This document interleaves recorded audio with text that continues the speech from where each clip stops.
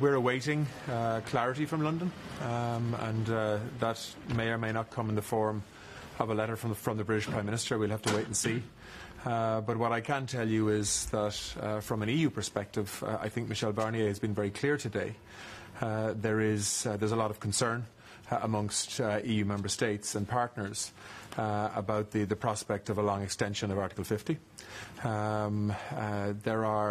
An extension brings risks with it, obviously through a European election cycle, the establishment of a new Commission, and the EU is dealing with a lot of things at the moment. And so the disruptive effect of Brexit for another 9 months or another whatever period of time is something that I think people will need convincing on. I don't think we should be prescriptive.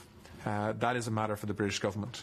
But I do think it's important that the British government gets the message from EU countries that while, of course, there is an openness to an extension of Article 50, that EU leaders will be demanding in the context of a persuasive plan to accompany that extension, so that we can all move forward with some confidence that the outstanding issues relating to the Brexit process can be resolved. I think the EU will be quite demanding in terms of looking for a lot more certainty.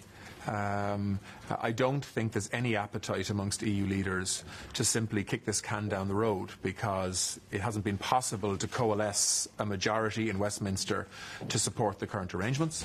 And so if there's to be an extension granted for Article 50 on request, then there needs to be a persuasive plan in terms of how to use that time to overcome the obstacles to a managed, sensible Brexit.